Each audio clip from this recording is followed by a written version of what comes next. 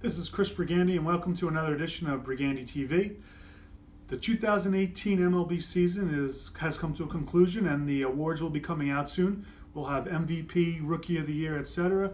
We'll also have Manager of the Year. So I thought, what better time than now to show a baseball signed by the winningest manager of all time, Cornelius McGillicuddy, more commonly known as Connie Mack. So a little background about Connie Mack. He actually started in the 1800s, in 1886, actually, as a player. He didn't become a manager until 1901 for the Philadelphia Athletics. Now, he's the winningest manager because he managed for so long. He actually managed till 1950. In total, over 7,700 games managed, with approximately 3,700 wins and 3,900 losses. So he not only has the most games managed, also the most games won and the most games lost. So 7,700 games, to put that into a little perspective, you would today need to manage for 48 consecutive seasons to come anywhere close. So today nobody manages for more than 10, 20 years. Even Joe Girardi was just fired in 2017 after ALCS Game 7. So even if you're a successful manager, you can still be fired after just 10 seasons. So that kind of puts into perspective, and unlikely that any manager will ever come close to Connie Mack's record. So as far as his success, yes, he had a lower than 500 winning percentage, but he was in charge of two dynasties. So you first had the 1910, 1911, 1913 Philadelphia Athletics, and those were led by Eddie Collins, Eddie Plank, Home Run Baker, 3 championships there. And then he won again in 1929 and 1930 with the Philadelphia Athletics, with guys like Jimmy Fox, Mickey Cochran, and Al Simmons.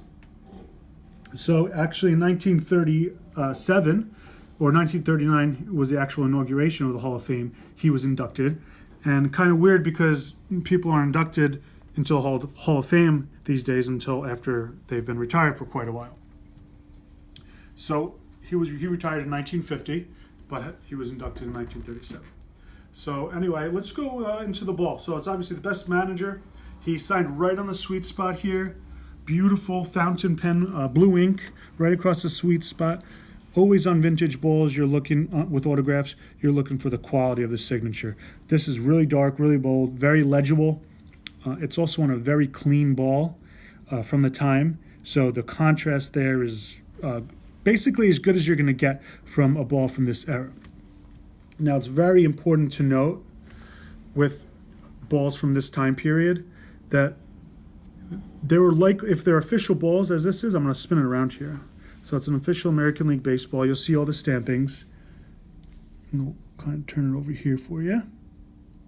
So official American League baseball. William Harridge at the time. So he took over as president in 1932. So that's when this ball is from. This ball was only manufactured in 1932, and maybe even 33. But in 1933, they definitely stopped the blue and red stitching, which you see there. So before I was saying about if you have an official ball from this time period and it looks like this, it was likely game used. Now, we'll never advertise that because you'll never know for a fact if it was or wasn't game used. Could have been practice used. But it definitely shows use. It's got a little discoloration to it. It's got minor imperfections. But overall, it's very clean. Just a shade of use of any sort. So, I mean, it's a beautiful ball mixed with a beautiful autograph. And, we don't want to ever advertise it as game used, but it likely is. Now, when you're collecting autographs, whether it's Connie Mack, Babe Ruth, or anybody else, you always want the vintage playing days autograph or managing days autograph. So that's what this is from, 1932. He had just won 2 championships, again, 1929 and 1930. Lost in 1931 in 7 games. So this is right after the height of one of the best dynasties, best teams ever.